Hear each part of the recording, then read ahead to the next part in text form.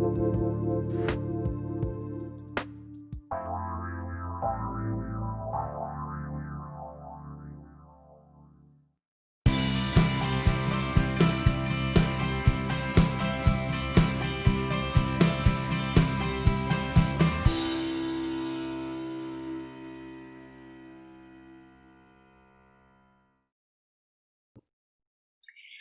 everyone, and welcome to the Kornelia Stephanie Show, Stories of Hope.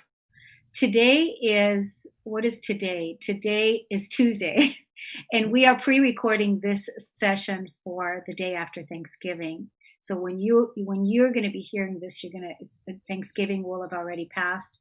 So I am sending you so much love and so much gratitude. Thank you so much for listening to shows and for being part of our studio audience.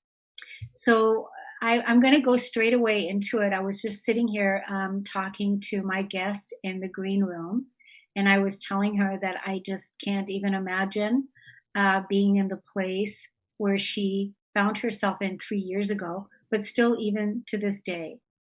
Dr. Denise Wunderler is a mom of 3, including her youngest, Vienna, who died at the age of 2.8 years, so she wasn't 3 years old, without explanation on November the 12th of 2017. Dr. Wunderler is a sports medicine physician who graduated from Kansas City University of Medicine, Biosciences in Missouri, and then completed her family medicine residency and sports medicine fellowship within the Cleveland Clinic Health System in Cleveland, Ohio. Welcome to the show today. Thank you so much, Kornelia. I really appreciate you having me. It's great to have you on. And like I said to you before we started the show, that I am so sorry for your loss, and I cannot imagine in the state of being of where you found yourself on November the 12th, 2017. So this is the story. This is the story that you're here to share with us today. Why don't you take us back to that day? Because you also said it was unexplainable. Why don't you take us back to that day? Okay, thanks, Kornelia. Yes, so it was November 12th, 2017, and that morning, essentially, my daughter, my youngest of 3, woke up and had a little low-grade fever, didn't really think too much of it. My husband and I were planning to go to a wedding, and so we did. We live in New Jersey, so we had gone to the wedding, gave her a little Motrin, a little Tylenol. She felt great, jumping around, having a great time. And with being a toddler, a lot of toddlers have lots of fevers, and she was one of them. So didn't really think anything of it that would prohibit us from going anywhere. So continuing on with our day, she had a great day with our babysitter and our 2 other kids. That night was a day wedding. Now it's 6:40 or so p.m. We're about leaving the wedding, and we get the frantic phone call at 7:02 p.m. that Vienna fell asleep watching TV, and police were there and paramedics were on their way. And so now I'm speeding home. My husband, I'm a sports doc, like you mentioned, and my husband's an emergency medicine doctor. So he was the one who took the phone call as I was driving, and trying to do his best as well to talk them through and making sure that they're not forgetting anything and trying to essentially save our girl. I mean, they were doing the resuscitation, of course, and so we got to the hospital, and really, we arrived, and a couple minutes later, Vienna arrived, and I really thought that, and this is about almost an hour, well, half an hour into resuscitation at this time. No, I'm sorry, an hour. It was an hour into resuscitation, where I really thought that when she would feel my touch and hear my voice, she would open her eyes and say, "Mommy," and she'd be fine, because of course, as moms, we make everything better. So why couldn't I make this better? And resuscitation efforts continued, and it got to the point where my husband said, "You know what? There's really nothing else that they can do. This is over an hour, so there was no way I was going to say stop trying to save my little girl. She's a toddler and completely healthy, And then the next thing I heard was, time of death 8:05, and I'm like, oh my gosh, like this can't be happening. That this is really unreal. It was really, I didn't even know what to think, what to do. We were both confused, and it was a foggy moment, and just unimaginable, and still can't believe it happened, really. Yeah. I just can't even imagine. I mean, that feeling of, being in the position where you were in, and that I totally resonate with everything you're saying about wanting to, make it better, and that you're going to come out of this. She's going to open up her eyes. She's going to wake up. And I just can't even imagine. And I mean, that obviously that was a sleepless night. And what about the other siblings? How did they? Right. So that night, thank goodness, one of our neighbors, as we were on our way home, took our other two kids to her house. And so of course, my husband and I came home, we came home hours later, after holding Vienna for many hours and reading her story and, and singing to her and everything. And of course now it's, 1 o'clock in the morning, and I'm looking up on the internet. How do I tell her siblings, who are at the time 5 and 7 years old, that their little baby sister died? And she was healthy, and there was nothing wrong, nothing that we could foresee that this would happen, anything like this would happen. And so then that morning, really, woke up at 5:15 in the morning. My husband and I were both awake still. We said, let's just go get them. So we went down and got our other two kids, and, sat on the couch and just, told them the best that we could, and tried to tell them in ways that a 5 and a 7-year-old would understand. Even then, it's hard for them to understand. It's hard for us to understand. Yeah, It's exactly. it's even hard for us to understand. It's like, my God. So I mean, this was 3 years ago. I mean, I can't even imagine, like, how does one even go on, from there? Like, how do you start? You said there was no explanation, so there was an autopsy done, all these things? Exactly. So essentially, what we were told is that after the autopsy was done, there was nothing that was found. The medical examiner actually said, you took really good care of her, and so I found nothing wrong. And if everything comes back normal in terms of all the extra testing and drug screen, everything, that this is likely going to be a case of sudden unexplained death in childhood, SUDC.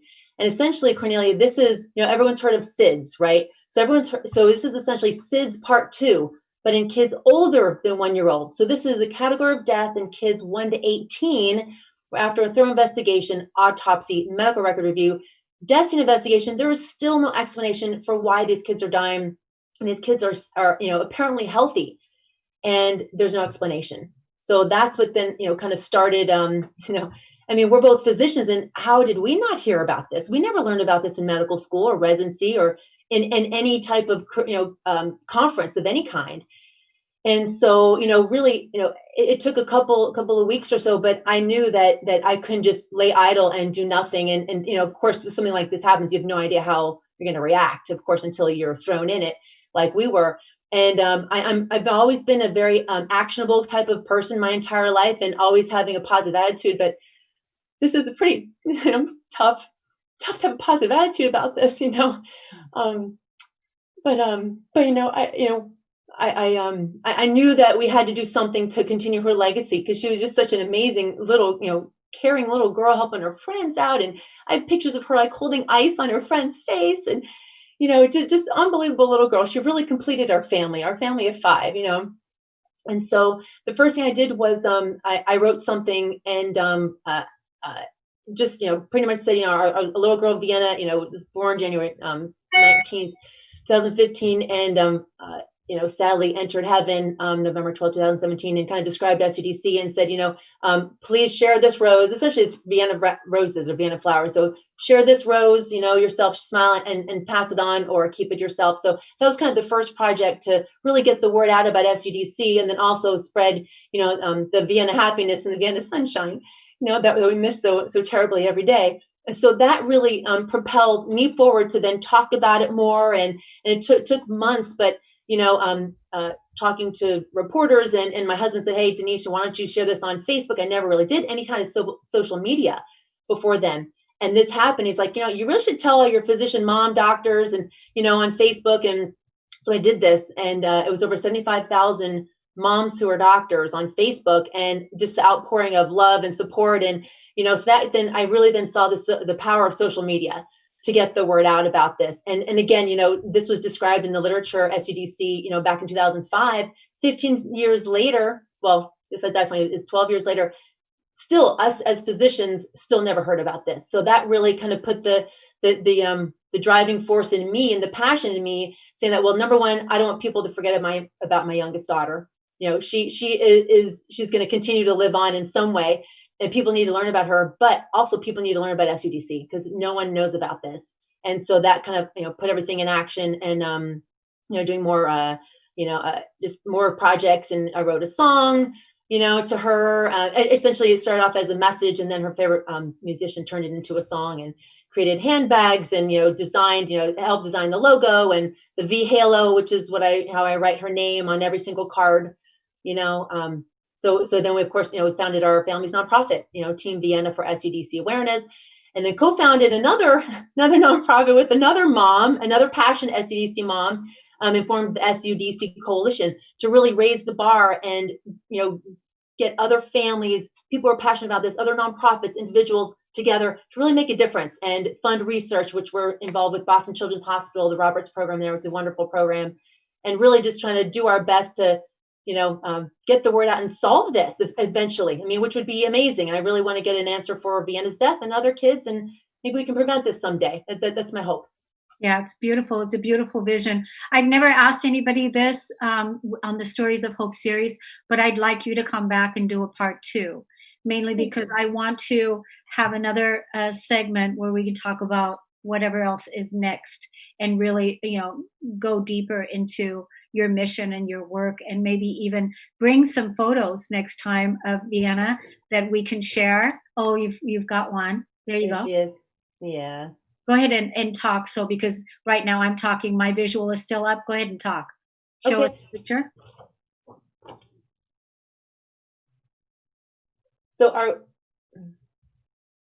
yeah, this is my little girl Vienna. This was her last Halloween, and you know, she loved hot pink, and she really loved this outfit. And sadly, this is actually the outfit that she died in. And I must say that was probably one of the, you know, I think in some ways even worse than the day that she died, honestly, because now it's becoming more real, I guess. You know, 10 months later, so I picked up her outfit from the police, you know, and that date was really horrible date. In addition to the date, you know, I picked up her death certificates. You know, I mean, every child has a birth certificate, but they shouldn't have a death certificate. Yeah, you know? and I mean, yeah, and not this young, and certainly not for a mother and a father to outlive their child's life. I mean, this has got to be the most hardest thing. I just can't even understand and imagine what you went through. And I'm so sorry for your loss and everything that you had to feel and experience in your other children. And at the same time, I know that you are creating awareness with what you've had to lose with losing Vienna. And so let the audience know where they can find out a little bit more about you and the story, and find you on social media. Yes, so I'm on Facebook. So we have a nonprofit site, Team Vienna, for SUDC awareness. We are a 501c3 nonprofit. And then also we have our website, of course, www.vienna. So it's our first name, capital of Austria. So www.vienna.team. And then also sudccoalition.com. And also my email, especially if anybody knows somebody who has lost a child. We as a group, you know, more than happy to help, because this is something that, you know, people need help. People need to know that they're not alone in dealing with this horrible, horrific tragedy that really is a lifelong sentence. So my email is Dr. Denise at sudccoalition.com. Yes, and I do know someone, because this is something that I was alerted to just a few months ago, and this is somebody from my family, and that had this experience. So it's somebody that I'm going to put in contact with you. But like I said, I want you to come back for a part 2 so we can have a further discussion. I want to thank you so much, Denise, for coming on today and creating awareness, sharing this incredible, true, very painful story. And, you know, I send you so much love and peace. And that beautiful little girl, Vienna, what a gorgeous little girl. Thank you. Little girl. And what a beautiful legacy she has lived and is left behind. Thank you. I appreciate having me on, and I would love to come back and talk to you more about my little girl and our mission. Thank you so much for having me. She's so cute, and so are you. Thanks so Oh, much. Have a thank you. wonderful Thanksgiving and much love to you. We're going to take a break and we'll be right back. Thank you.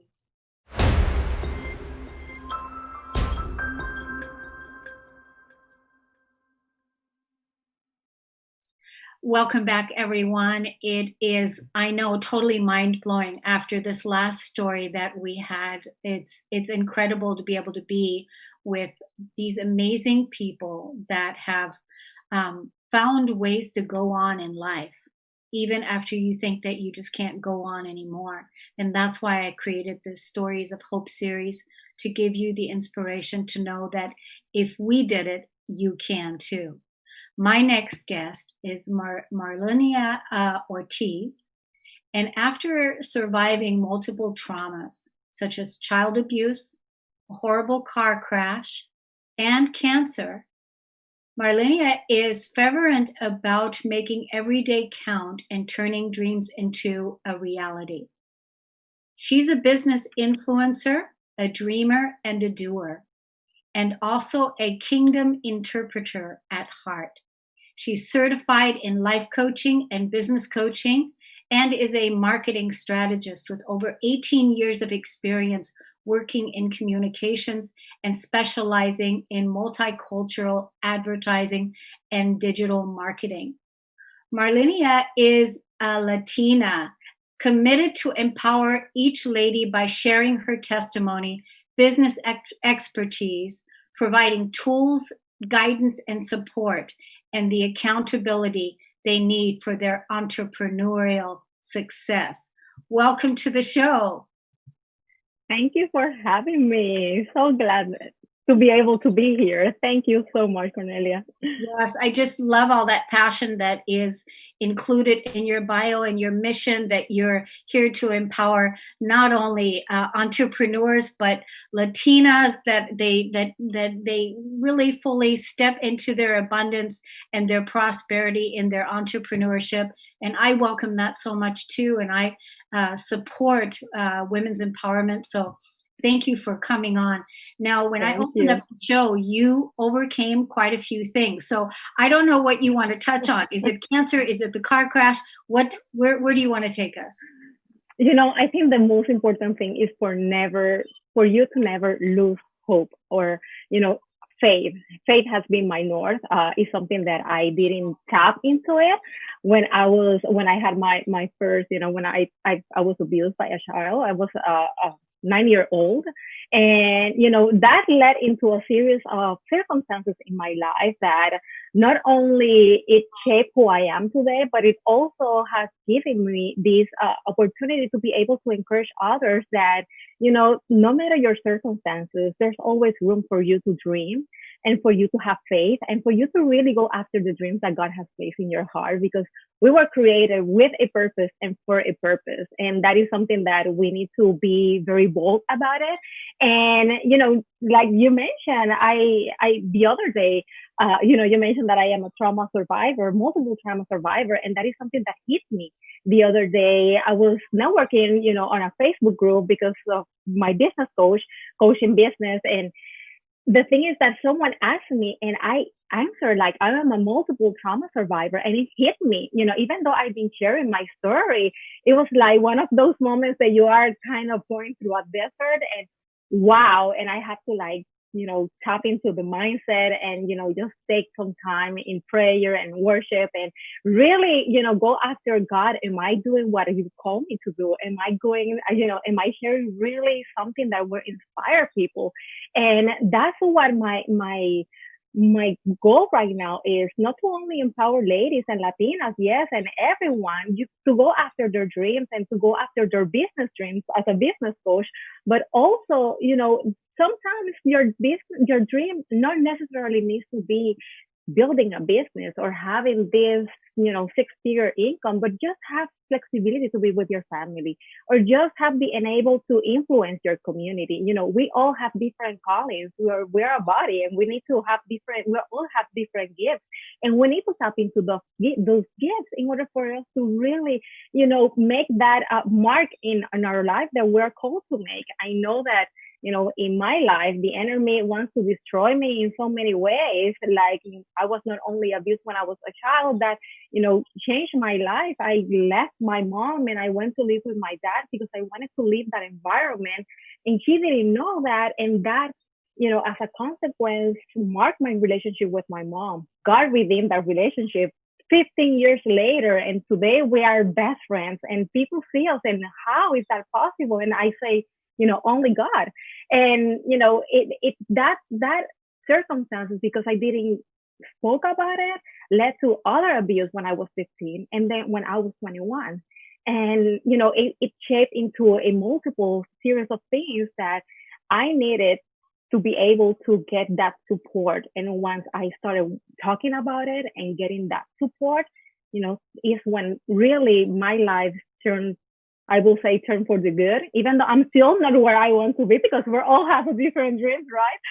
But I'm working towards that. And that's my empowerment. That's my message. That's my piece of hope that I want to share with everyone. And, not to lose hope, and more importantly, to just keep that faith that surpasses all understanding, that, in your heart that you have that dream, just go for it. Yes, I love it. I love everything you shared.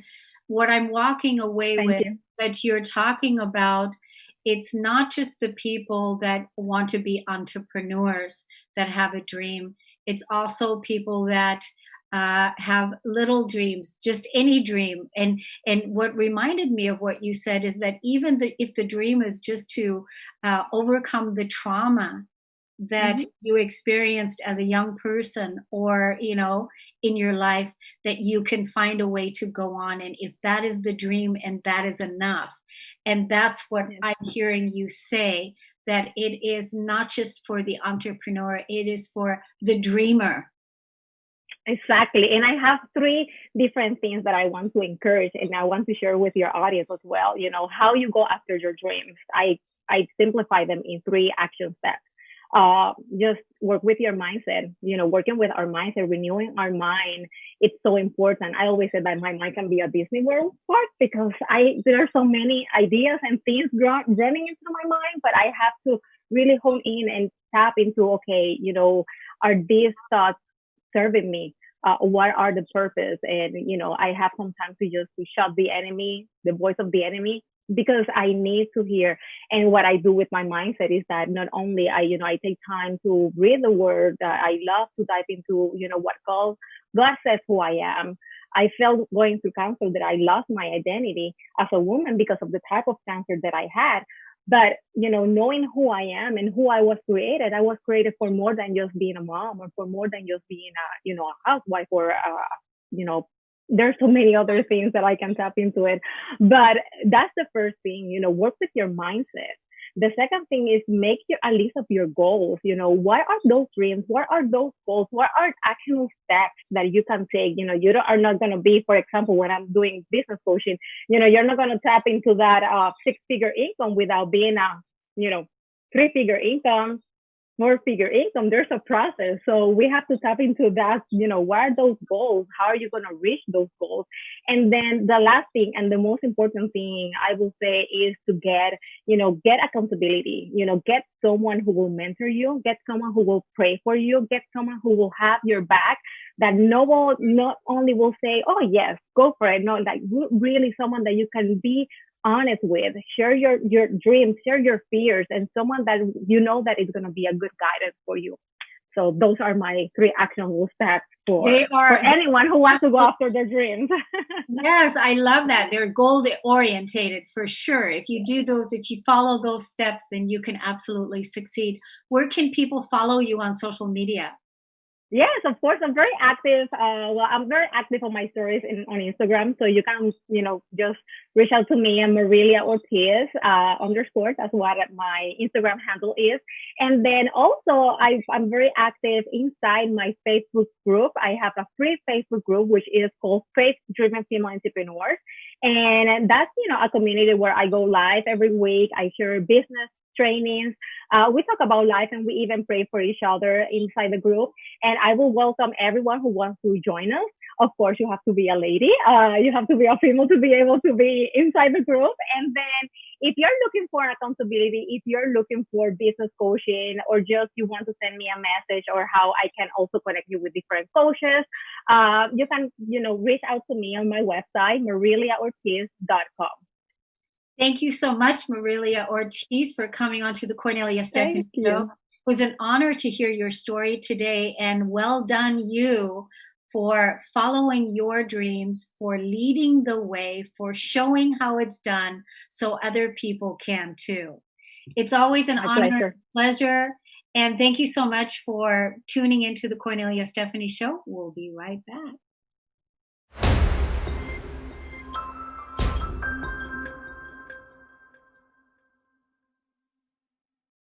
Welcome back, everyone. Thank you so much for listening to the Kornelia Stephanie Show. I'm so excited to introduce our next guest. Our next guest, Olivia Cook. She is a social media strategist for small business owners and is a mindset coach for millennial women. And we know that that is so needed for the women of the millennial age. She's a military wife of 5 years and has lived in 4 different states thus far. She started her business this year, which is huge, and she's enjoyed the journey. She started doing this because she believes that her calling from God is to empower those around her. Welcome to the show today, Olivia. Thank you. I am so honored to be here with you and amongst all of these amazing other guest speakers that you've had today. I'm just going to share a little bit about my story and how I started hearing from God. So on October 8th, 2018, I was notified that I was going to have to leave my home the next day because a hurricane that was a Category 2 was approaching my home. And my husband being military, it was okay. I was like, oh, I'm going to go on evacuation because it's so important to me to have a positive mindset no matter what's going on, because we can only control how we react to things. So we go 150 miles away to Montgomery, Alabama. And I was being very generous with the government's money. So we stayed at a Days Inn. But it had a pool and it allowed dogs, and that's all we needed, right? And it rained the next day, which was the 9th. It rained almost all day, and we're waiting. And then in the morning, we wake up and we watch the news, and we see that the storm's approaching us very closely, and it's upgraded to a Category 4. And then we start contacting everybody that we know. We didn't even worry about our things, our possessions, because at that point, that didn't matter. We had each other and our dogs, and we just wanted to make sure the people that we knew would be okay. And then we lost service. They lost service around 11 o'clock. And we found out later that it had upgraded to a Category 5. Mm. When we were able to go back home a week later, we were able to salvage about 20% of our things. And when we went in, we were recording and we were like, we didn't look at what we lost. We look at what we still had. So in the recording, I can hear myself saying, well, we still have this. Oh, I can make this work. Oh, this isn't molded. This is great. And it made it a lot better, but it was still extremely devastating. And as I sat there trying to rummage through my stuff for an hour, and I was starting to get annoyed because it was a hot Florida sun and no air conditioning, no water. And we still had a house standing. And I couldn't help but think about the people that did not have the same amount of help that we did because they weren't in the military. The area that we lived in got hit very bad. Mexico Beach was completely flattened, and they never gave us true numbers of how many people died from that hurricane. It only took 20 minutes to destroy the town, and this town is still trying to recover. Mm. And while I was thinking over and over again, I was like, you know what? I'm going to do a fundraiser for the people back in Panama City. So while I was able to transfer my serving job at the time to the other place that we ended up evacuating in Atlanta. And I looked at it as an extended vacation the whole time. But since I was so blessed, I needed to bless other people, because this wasn't the first time I'd been homeless before. I was homeless once as a kid. So it was so important for me to take care of those, or do the little bit that I could. And once something's in the news and it gets passed, people forget about it. And 2020 specifically has been one of the most catastrophic years, hurricane season wise. We are onto the Greek alphabet. I know that Louisiana's been hit 3 times this year. And there are millions of people that are homeless, not just from hurricanes, but wildfires and earthquakes as well during this pandemic. And I know what it feels like to be completely forgotten from the media and have to continuously over and over and over again tell every person you meet, well, oh, why can't you receive mail? Oh, because I lost my house. Why can't you do this? I don't know where I'll be living for the next couple of days. And it's just knowing what they go through. So I started to realize my skills as a social media strategist when I was doing the fundraiser, because we had the event back in Panama City at the mall that I used to work at. So we paid for the event insurance out of pocket. We got our friend's RV. And granted, I'm 26 at this time. My friend at the time was 20. We were all under 30 years old doing this fundraiser. And we actually collaborated with a law firm that had paid a lot of money for ads on the radio and all of this other stuff, but we weren't put in that. But we received more people show up for our event just from marketing on Facebook to get them to come. And we only did it for 3 days. We only marketed for 3 days and we got that many people to come. I met a girl from Chicago. She drove down and brought toys for the kids because we did it in December. And we were able to give around $5,000 worth of supplies and toys to the people in the area. Now, that's not a huge amount, and we really wanted to do more, and it kind of broke my heart that I didn't do more, but I know that we were able to help some people, and I'm not going to stop helping with natural disasters. That's truly what I feel like God wants my purpose to be. I have plenty of other skills in this world, but my purpose is to help those that are forgotten. And that's what's the most important to me. It's really powerful. What a powerful story. What a powerful mission that you're sharing with us here today, out loud, out in the open. There's a lot of things that you shared that really moved me and touched me.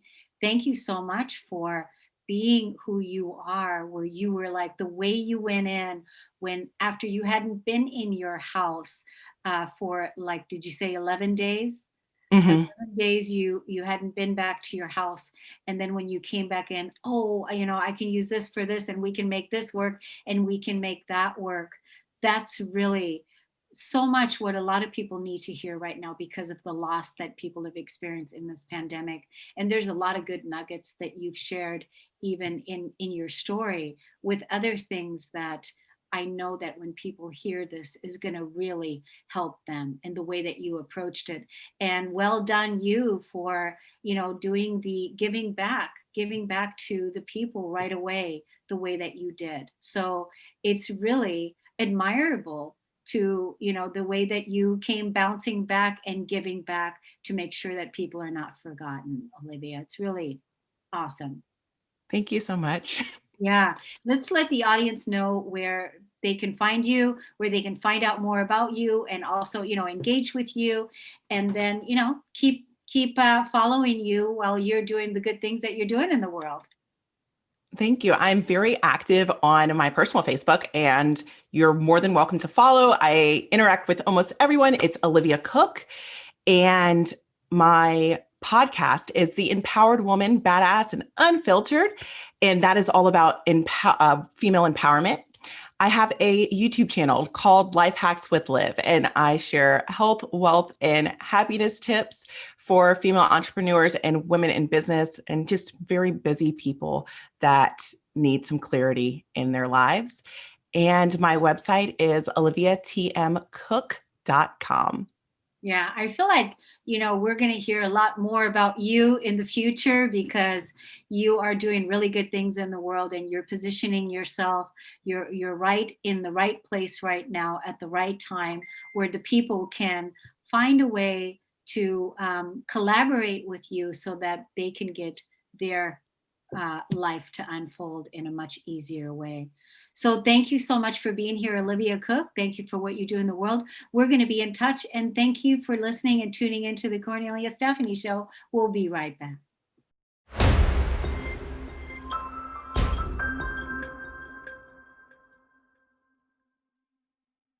Welcome back to the Kornelia Stephanie Show. It is such an honor and a pleasure to be with you all today.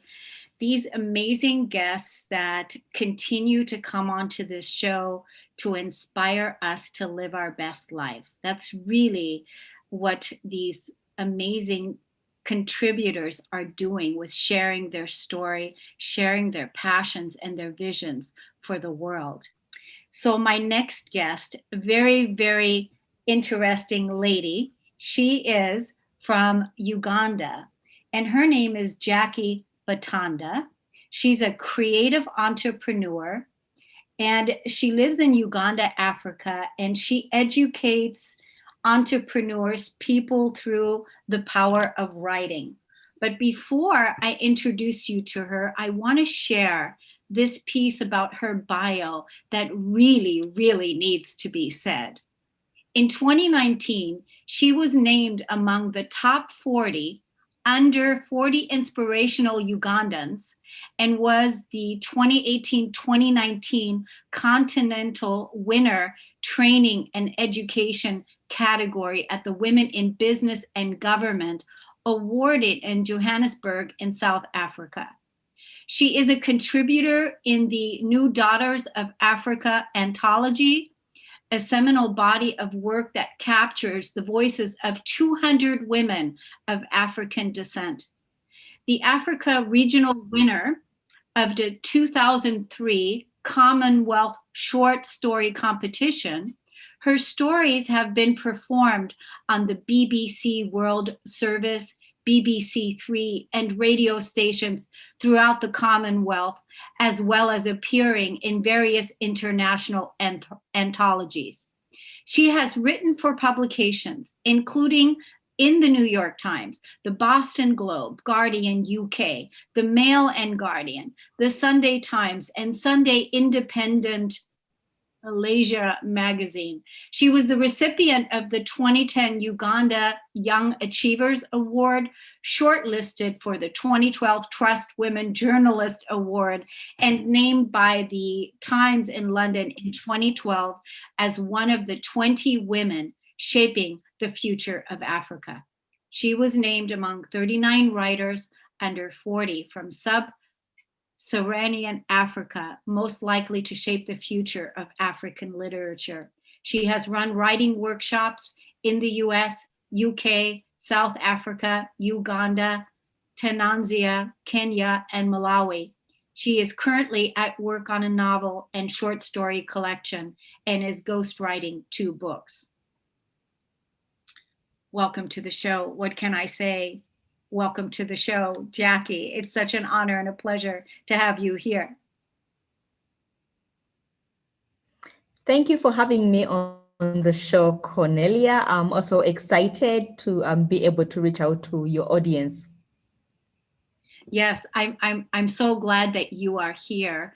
It's amazing what you have accomplished. And like I told you before we went live today, that everything that you have done in the world up until now has all prepared you for doing what it is that you are about to do. And so you are expanding on a global reach, helping entrepreneurs thrive through their creative writing, not just entrepreneurs, but people in general. What is it that you want to say to the world today? What message do you have for us? Thank you, Kornelia. The message that I have for the world today is to just emphasize the power and the importance of stories, the fact that stories help us shape our views of ourselves as a culture. They shape the narrative of our identity. And so I have been working with different writers for a period of time and everyday people to document their stories. Living in Uganda, in Africa, I have found that many people have led such phenomenal lives, but they are not sharing it, they are not documenting it. So we are having a loss of that recording of our contemporary lives and history. So I decided that I wanted to set up a company that would help people, ordinary people that wanted to share their stories, to help them plan, write, brand, and market their stories to bring them to a much wider audience. So as a writer, I have been writing professionally since September of 2000. A lot of my time has been spent in Uganda, in Kampala, that is where I was born, but I've also had opportunity to study in other parts of the world, including South Africa. I have been a visiting writer in residence at Lancaster University in the UK. I have been in Denmark on a writing fellowship.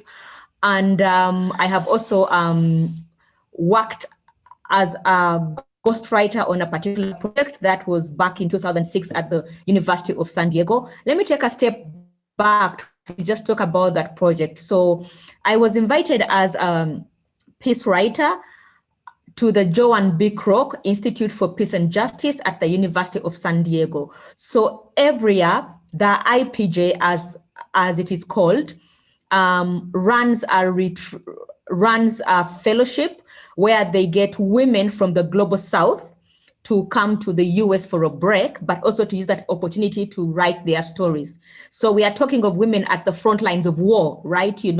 And human rights activists. And then the IPJ does hire peace writers to work with these women to share their stories. Because what the folks at the IPJ had found out was women in the global south are really at the front line. They're fighting for different rights. They never take time to sit and take stock of their journey, to document their stories and experiences, which younger women or other women in other parts of the world can read and learn from and use the same experiences to forward and fight for the different rights in their own countries. So going to the University of San Diego, because when I applied to be a peace writer, I was studying at the University of Witwatersrand in Johannesburg in South Africa, and I was doing a master's in forced migration studies. So forced migration studies deals with the study of people that are forced to move. It is either because of war, it's either they are economic migrants or different reasons why people will be forced to move from their home to go to a different land. So it was during my time in Johannesburg that I came across that advert and I applied. So it was the first time that the IPJ was getting a writer from the continent. The previous writers before had been based in the US, but because of the power of my CV and the writing I had been doing, a lot of my creative writing was about the life in my home country in Uganda. And it also documented a long-standing war that had been taking place in one part of the country. So my writing skills, enabled me, and it was a change for me, an interesting experience to come to the US. That was my first trip to the USA in 2006. So I worked with a woman peacemaker from Kosovo. She's called Shukriye Gashi, and she had a very amazing story, but that opened up my mind to not only think about fiction writing, but to also think about life writing. And it sowed the seeds of the work that I do today, working with people across different spectrum, from business people to peace activists, and just anyone who wants to write a memoir, or they want to write a business book, or their autobiographies, or even a biography. That was the stepping stone for me. And so I found that stories are an important way of expression. They are an important way of validation. So when I work with people, when I see them launching their books, it brings me so much joy, because I keep on saying, I'm helping to contribute to the development of literature on the world stage. For the people that are in the book writing industry will know that Africa contributes a very minimal percentage to literature every year, because people are not writing their stories. So I started my company in Uganda, and during this time in COVID, it has helped me to pivot. Now I'm running classes online. And actually, as I talk over the weekend, I just ran a 3-day writing retreat, and I had students from across different sectors, from a dance instructor to a development worker to the owner of a successful furniture shop to a doctor, different people, ordinary people coming to share their stories. So I work with them and give them the tips of what makes a very good story, how best they can package their own story. But also at the beginning of the classes, I always ask them to be able to identify what their mission and purpose at a personal level is. And then I explain it is important to know what your mission and purpose is, and it should be aligned to the book that you want to write, so that your authenticity is there, that aura of authenticity around you is there, your message and your purpose are in alignment. Yeah, so it's been a very interesting journey, and I'm getting to see that more and more Ugandans are getting to write their stories. This year, when I began running free webinars, I got students calling from around the world to join in and just learn, to know what it takes to write a book, what it takes to market. But I always tell them our stories are very important. We need to write them for posterity, for eternity, and just to let other people know and learn from the journey that we have had, and having those shared experiences. Over the last couple of months, of course, seeing that different events that were taking place in the US. And so a big issue that came out for me was the issue of representation, right? Why it is important for people to see themselves in the stories that they read about. So me working with different writers or everyday people that have a message that they want to share with the world helps me to contribute to the aspect of representation and having enough stories about ourselves. Yeah, so I mean, that has been my journey at an individual level. I have published very many short stories which have been run in different literary journals in the world. As Kornelia mentioned earlier, I have written for some of the best publications around the world and on the continent. So I brought all this wealth of experience with me, and I decided the thing that I can do in Uganda and really have impact is to help people share their stories, to help them tell their stories well, and to get them to aspire for books that can reach an international audience. Yeah. So I feel that is my life's work. Most times when people ask me about my mission for my company's Success Back brand, I always tell them, I envision an African continent where legacy-minded leaders can write their authentic stories. That for me is a big gap that is missing. So I'm beginning my journey. I've begun it in Uganda, but I'm expanding. Yeah. Yes, and this is a perfect place to close the story today, because you really laid it all out for us with your passion, with your enthusiasm, sharing your mission of your grand work. And I just want to thank you so much, my dear, for coming on and for sharing what your mission is, what your purpose is, what your vision is, and what you're working on. And I want to see you expand and reach the people that are looking for you. So let us tell the audience where they can find you. Okay, thank you. So the website for my company is www.successspark.co. So the success will have 3 S's, not 2 S's, because it is success and then spark. And then on Facebook, you can look for Jackee Batanda. I write my Jackee as JACKEE. So that same name is on Twitter at Jackee Batanda. That same name is on LinkedIn, Jackee Batanda. And then also the Facebook pages of my companies would be Success Spark Brand on Facebook and on Twitter and on YouTube. And yes. Yes, what we're going to do is I want to make sure that we get those links and we put them into the description of the YouTube when you're watching this later. But please, for those of you that are seeing this information, hearing this information, share it forward with your tribes and your people so that we can get this shared to as many people as we possibly can. Thank you, Jackee Batanda, for being who you are, for shining your courage and your light, for coming on and sharing your story of hope so that others can too have the hope to make a better world. Thank you, everyone, for listening and tuning in. We'll see you again next time.